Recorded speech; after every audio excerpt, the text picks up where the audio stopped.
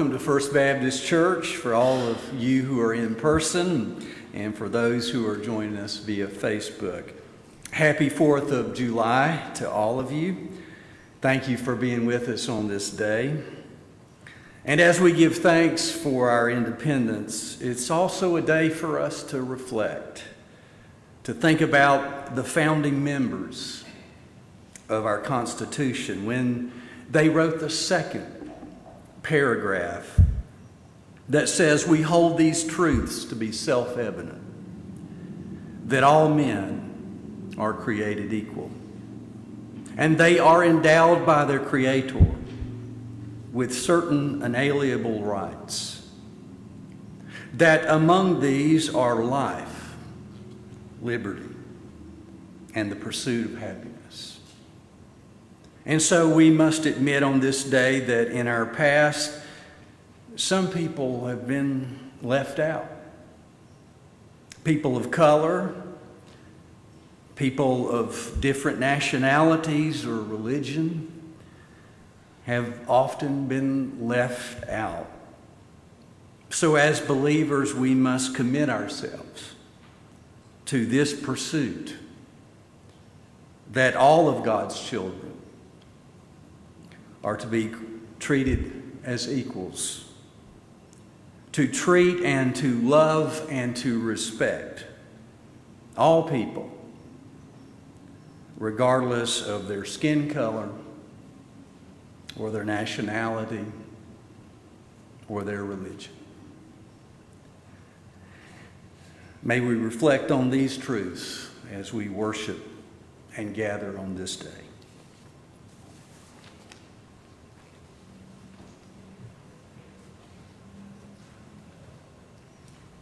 Would you join me, please, in the call to worship found in your bulletin? We are called by Jesus to be in ministry and mission to this world. But we wonder if we are going to be able to do this mighty work. As we have listened to Jesus' words of teaching, seen the healing ministry, so we must place our trust in the call to go and serve. Lord, prepare us this day to be that you would have us to be. Amen.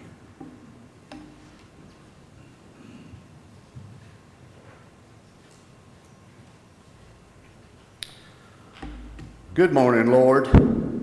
'Tis a beautiful morning you've made and given to us. And it's also a beautiful thing that we can come and worship here openly and freely. And we thank you that we are able to live in a country where that can be done.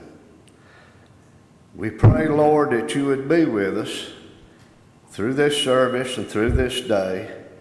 And may we remember that you are the King of Kings and you are the Lord of Lords. And may your name be glorified. In Christ's name, amen.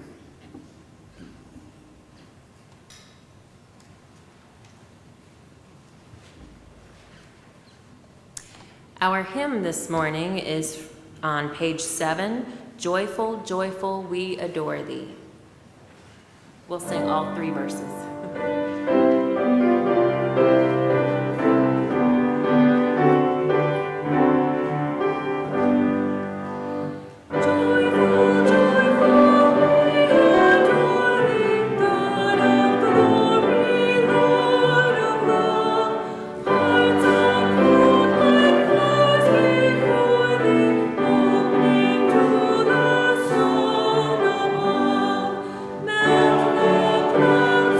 Sing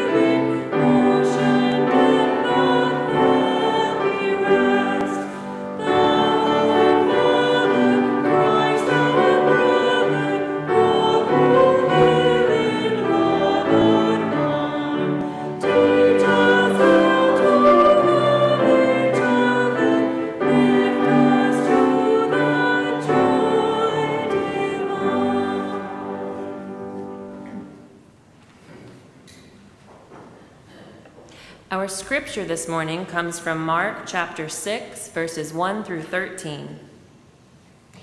Jesus left there and went to his hometown, accompanied by his disciples. When the Sabbath came, he began to teach in the synagogue, and many who heard him were amazed. "Where did this man get these things?" they asked. "What's this wisdom that has been given him? What are these remarkable miracles he is performing? Isn't this the carpenter? Isn't this Mary's son and the brother of James, Joseph, Judas, and Simon? Aren't his sisters here with us?" And they took offense at him. Jesus said to them, "A prophet is not without honor except in his own town, among his relatives, and in his own home." He could not do any miracles there except lay his hands on a few sick people and heal them. He was amazed at their lack of faith. Then Jesus went around teaching from village to village. Calling the 12 to him, he began to send them out 2 by 2 and gave them authority over impure spirits. These were his instructions. "Take nothing for the journey except a staff, no bread, no bag, no money in your belts. Wear sandals, but not an extra shirt. Whenever you enter a house, stay there until you leave that town. And if any place will not welcome you or listen to you, leave that place and shake the dust off your feet as a testimony against them." They went out and preached that people should repent. They drove out many demons and anointed many sick people with oil and healed them.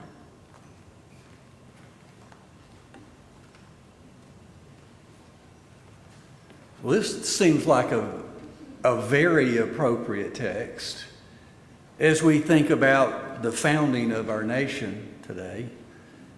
We also see in this text sort of the founding of the church, which Mark gives to us. It's a great story, especially in this moment, serving as a reminder of how this all got started, why we're even here today. We think of Thomas Wolfe when we think about this text because Jesus attempts to go home. Seems to be true for Jesus. You can't go home again. It didn't work very well for Jesus as he goes home. The hometown crowd just wasn't very impressed with Jesus, to the point that Mark tells us they asked the most cruel question: "Isn't he the son of Mary?" Such a low blow, isn't it? To get that kind of treatment from the home crowd. And we read between the lines with a statement like that, don't we? They were really saying or suggesting, how good could this guy be? I mean, after all, he is the son of Mary. We know the guy. We've watched him grow up. And he's just not all that. Could he be? How do you respond to such a thing like this? You know, most of us just don't do well with stuff like this. When the people that you know the best, you know, people you grew up with, people that you hung out with a lot, begin to say stuff like this, when they shun you like this, the people that you know the best. I'm sure that there was even some good old kinfolk that was in the crowd. How do you respond when kinfolk criticize you? Jesus just doesn't seem to be all that shocked, because he goes on to say, prophets are not without honor except in their hometown and among their own kin and in their own house. Jesus isn't surprised. He isn't caught off guard by their response. For many years, I have appreciated the work of Henry Nouwen. His writings have been such a gift to me, and I think a gift to the church. He once wrote this. He said, I had a dream that I would be the priest of my family, that everybody would love me. I would baptize the children and bury my uncles and aunts, and I would be connected to everyone else. Now my mother has died. My father is 90 and becoming blind. My sister got separated from her husband, and neither wants much to do with me. One brother has a shaky marriage. Another brother's wife has cancer. And they all left the church. Nobody had their children baptized. They don't even go to church. They think I'm an interesting medieval figure, but they don't know what I'm all about. When I come home, they say, just be our brother. Don't talk about religion. That's a loss. I cannot be a minister, he writes, a priest to my own family. The little children don't know anything of what their Uncle Henry is about. They know he's doing some strange things. He goes to church. He has this white thing he wears. He says, my own family, my own flesh. Wonderful people who've suffered a lot, but part of a culture that has moved away from the church.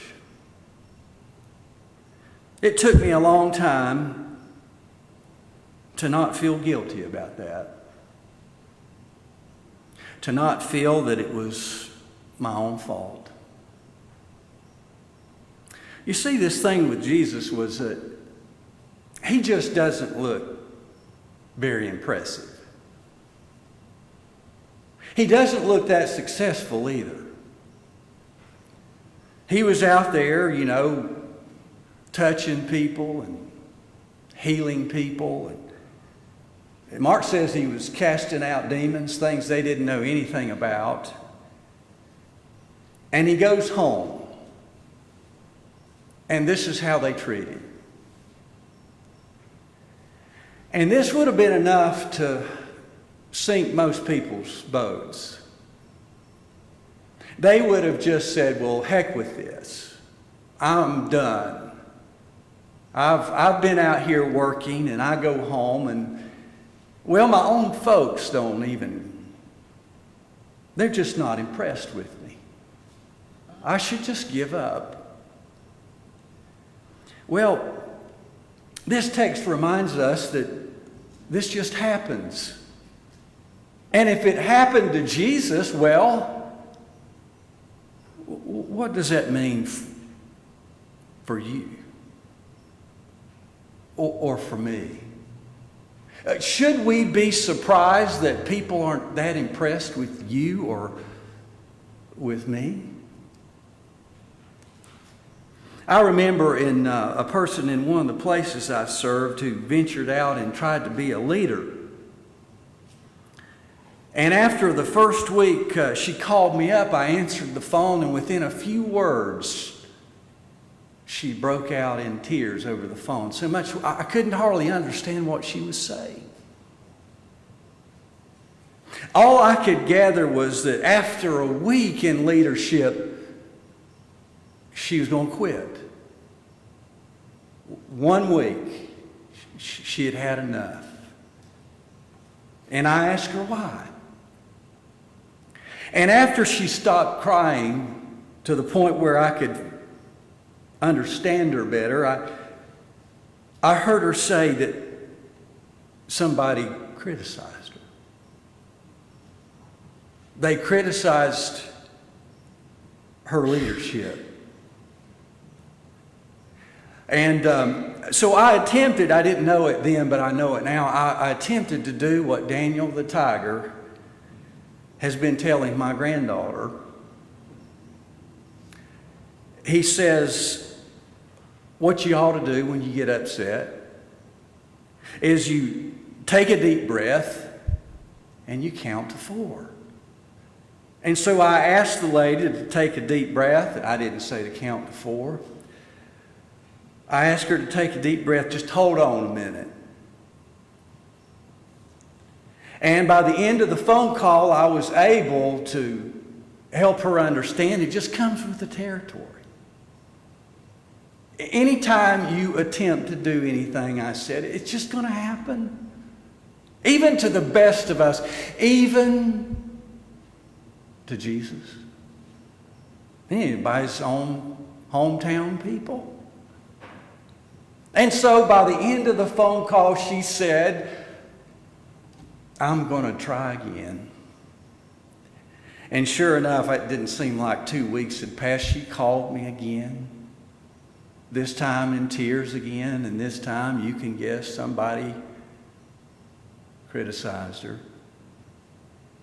And I did the Daniel Tiger thing again, take a deep breath and count to 4. And she was able to regain and gain some more composure and try it again. But a few weeks passed again, and she called me, and I'm like, yeah, I think it's time for you to quit. Give up. Because obviously, she just couldn't handle it. It was just racking her nerves. And I'll have to say there have been more times when I've been like her than I really like to admit. You do the best you can, and sometimes it's just not good enough. I mean, you do the very best that you dream about doing. And it's often met with, isn't this Mary's son? Isn't it just too plain and ordinary? Don't we need something a little more dynamic? Don't we need somebody to dazzle us? And the truth is, I haven't often responded to these moments like Jesus.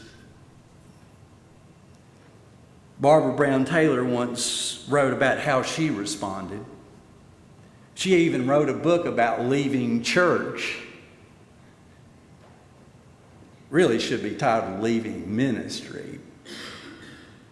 But she responded by saying that she often responded to situations like this by often working harder or knowing more, never saying no, and ignoring her own needs. This was the pattern of her ministry until she discovered that it just wasn't working for her. Only when she was able to accept God's unconditional love did she receive a sense of personal wholeness. When that finally happened, she writes, she discovered that the reality of being at peace with God made her more useful to the kingdom than all her efforts to be a superstar pastor. We do live in a culture that just loves superstars. We love somebody that's dazzling. Somebody that just blows you away. I mean, isn't that why we love John Wayne so much? That good cowboy that just rode into town and, just made everything right. took care of the bad guys and made you feel hopeful until there's another bad guy. The other day I was shopping and a little 5-year-old boy was in the store with his mother. And I noticed that all the kids were gravitating around this little 5-year-old boy or so. And, well, he had a Superman outfit on. And it was really nice. It was a very nice Superman suit. It had a long cape. It was almost reaching the floor. And those muscles were abounding. Listen, folks, it was impressive for a 5-year-old. He would have blown you away too. You know, I almost stopped, but I didn't. I wanted to stop and tell that boy, wear that thing as long as you can. Wear it as long as you can, because one day the suit won't fit. It won't fit anymore. And one day he's going to try to put on that cape and it's going to be way too short. And he's going to look so silly. I mean, it could get embarrassing if he goes to high school trying to wear that suit. Just see the world we live in. The world we live in. No wonder the little boy loves Superman. I mean, that's what we promoted. Superman heroes, John Waynes of the world. Dazzling. Just dazzling. Something about Jesus just isn't that dazzling. He doesn't look all that rough and tough. It would have been great if Mark would have given us a few more verses. I wonder how this must have felt for Jesus. I mean, come on, Mark, give us some more. Give us some details about how this made Jesus feel. But you know it must have hurt, right? This must have hurt. Because it always hurts, doesn't it? I mean, to love people and to be out there being kind and healing people that don't deserve it and being true to yourself only to go home to get this. Come on. This hurts. It's enough to make you want to pick up the phone and call God and say, I've had enough. Can't you get somebody else for this job? I don't want to do this anymore. I mean, when people that know you the best, when they don't believe in you. I love what Brene Brown once wrote. She says a lot of cheap seats are in the arena. There's a lot of cheap seats in the arena. And they're filled with people who never venture onto the floor.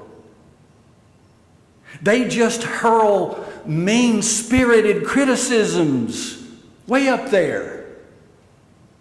They're way up there in the cheap seats, and they're hurling mean-spirited criticisms and put-downs from a very safe distance. I thought about that, and I thought about, well, it sounds like Monday morning quarterbacking.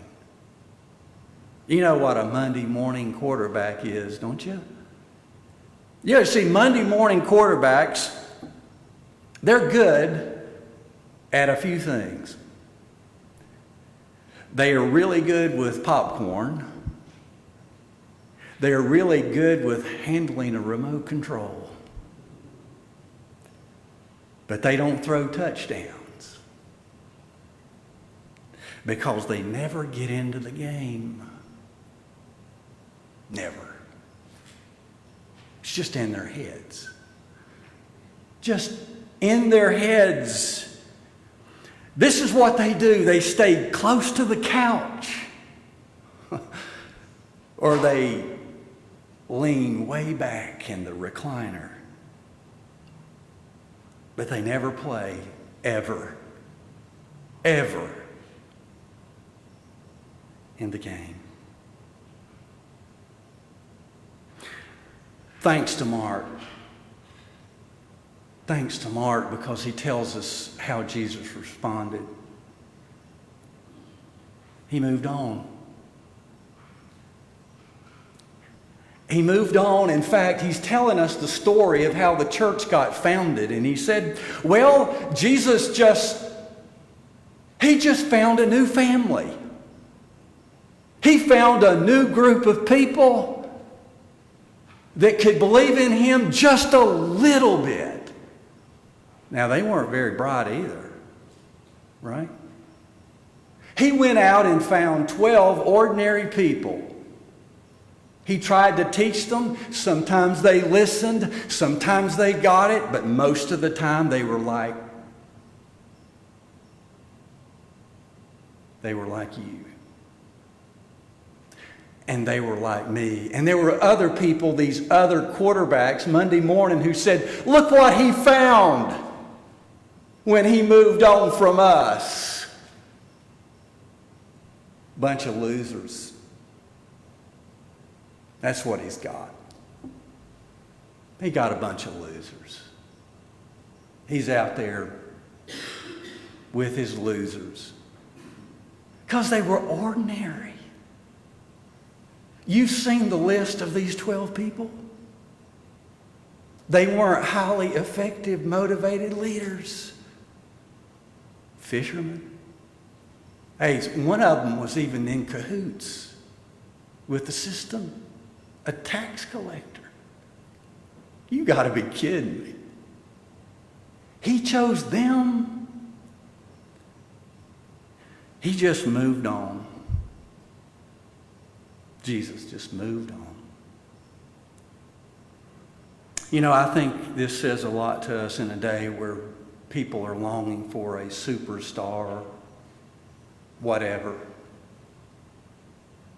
Superstar this, a superstar that, a superstar-filled church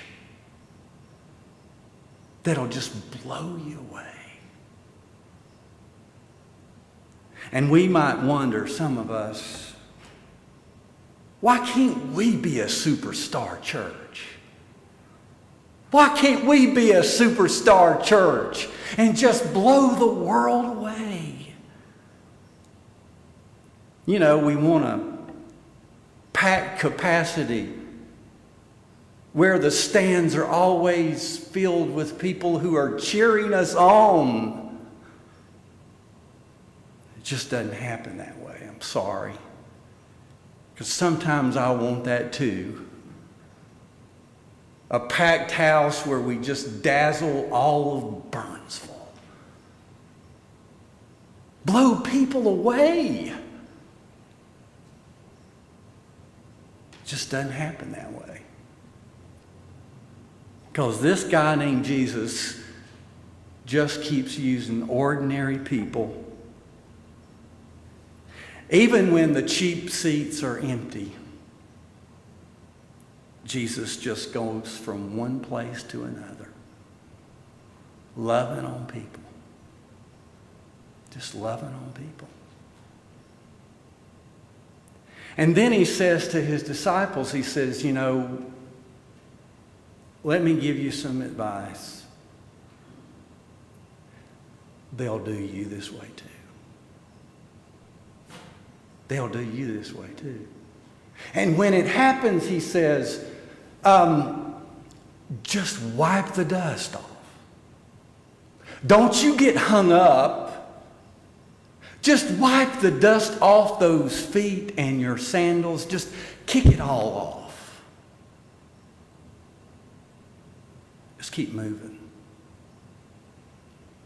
I know that there is so much uncertainty about the church. I feel it too. Not just our church. There's a lot of uncertainty about being loving. I have lots of days where I wonder if it makes any difference in the world. More days than I care to admit to you. Does it really even matter? I wonder. It just looks so plain and ordinary.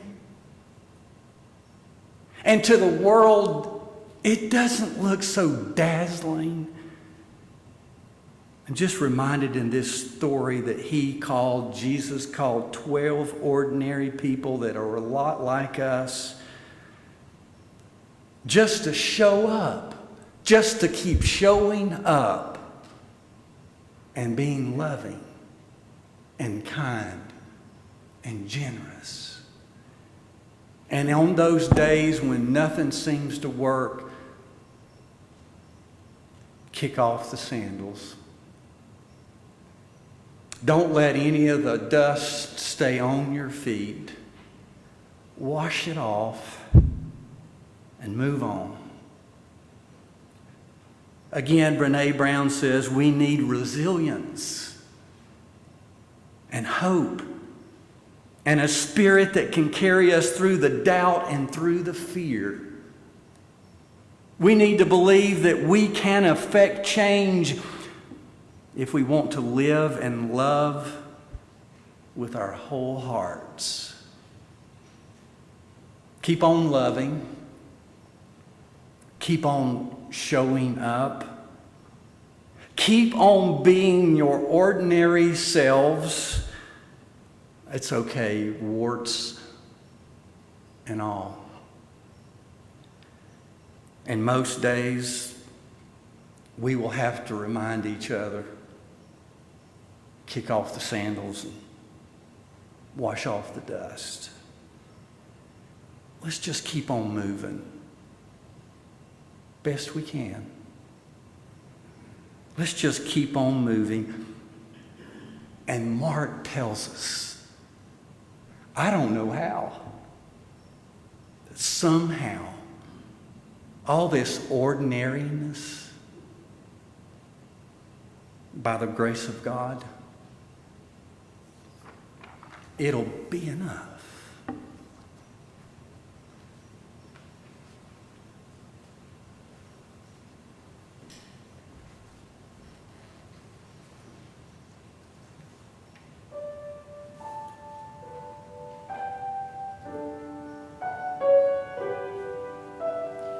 Gracious Spirit, dwell with me. I would graciously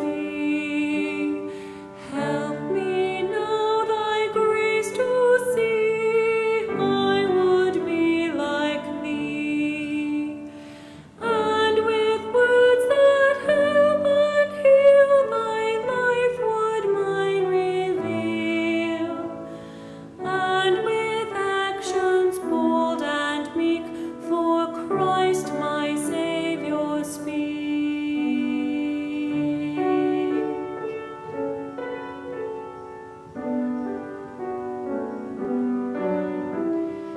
Truthful Spirit, dwell with me. I would truthful be. Help me know thy truth to see. I would be like thee, and with wisdom kind and clear, thy life in mine appear, and with actions brotherly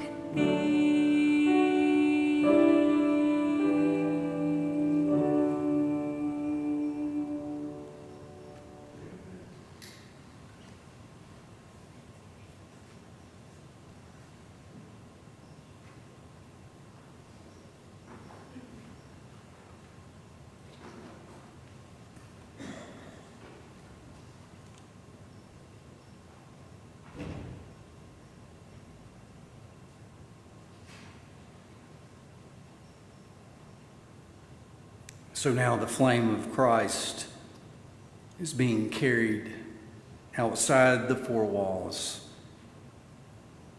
And so you and I are called, especially as we leave this place, to carry the light.